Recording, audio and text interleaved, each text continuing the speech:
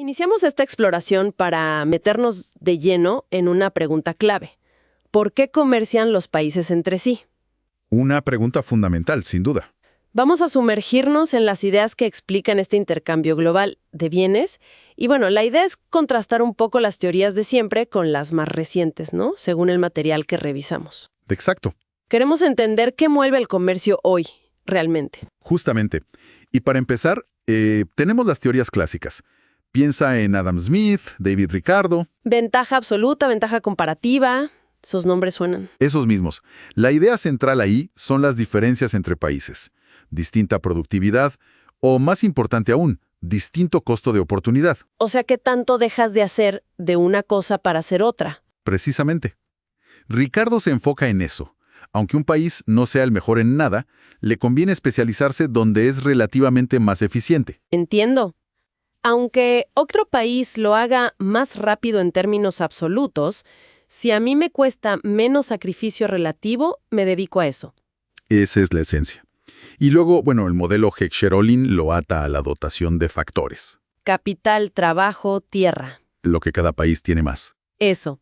Si tienes mucha mano de obra barata, pues exportas, no sé, textiles, cosas que usen mucho trabajo. Como Vietnam, por ejemplo. Y si tienes mucho capital como Estados Unidos, pues exportas bienes que necesiten esa inversión fuerte. Correcto.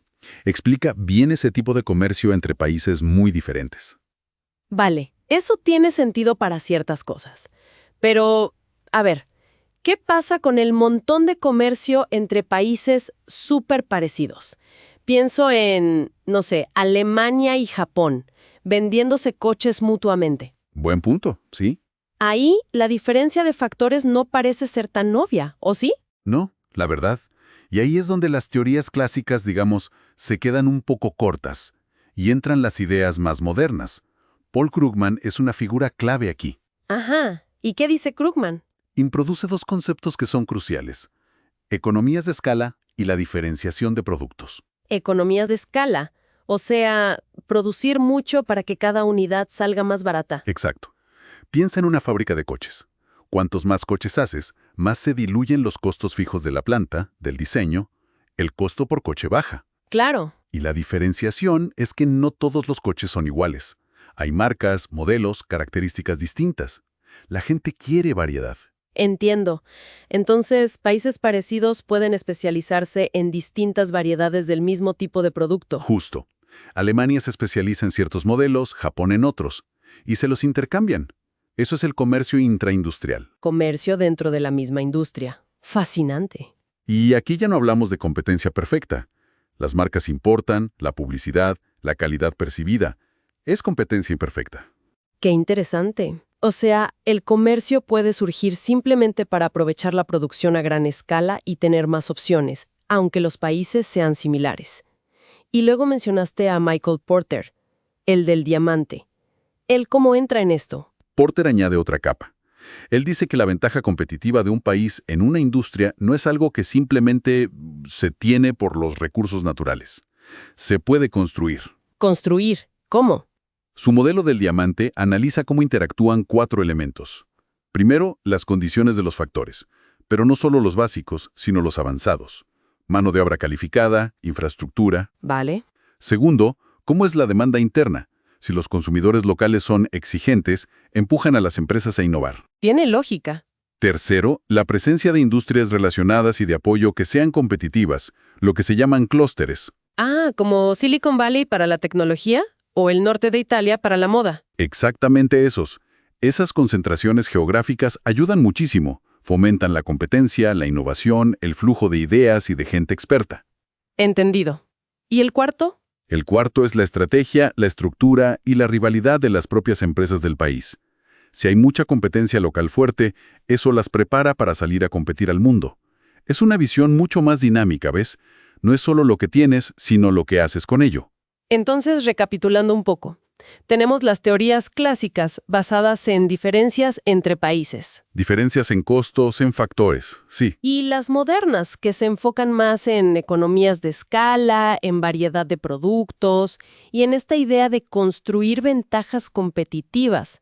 ¿Y cómo juegan juntas? ¿O una reemplaza a la otra? No, Para nada. Lo interesante es que conviven. Son como distintas lentes para ver diferentes tipos de comercio. A ver. Las clásicas siguen explicando muy bien por qué Chile exporta cobre o Bangladesh exporta ropa. Ahí las diferencias en recursos naturales o en costo de mano de obra son clave.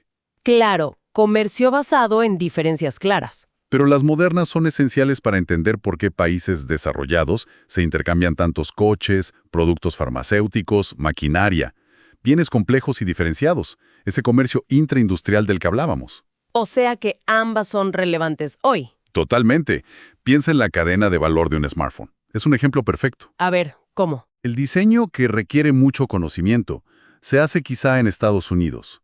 Ahí aplica la ventaja construida de Porter, factores avanzados. Ajá. Los componentes de alta tecnología, como los chips, pueden venir de Taiwán o Corea del Sur. Ahí ves especialización y economías de escala, teoría moderna. Entiendo. Y el ensamblaje final, que usa mucha mano de obra, se hace quizá en Vietnam o India. Eso responde más a la lógica clásica de la ventaja comparativa por costos laborales. ¡Qué bueno! O sea, en un solo producto ves cómo aplican distintas teorías según la etapa. Exacto. La realidad es compleja y mezcla todo. Queda claro entonces que el panorama del comercio internacional no es simple.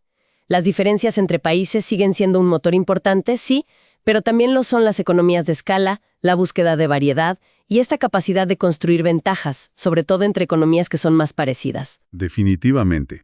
Entender ambos enfoques es vital para cualquiera que esté pensando en estrategia de negocios internacionales hoy en día. Totalmente de acuerdo. Y bueno, esto nos deja con una pregunta para reflexionar, ¿no?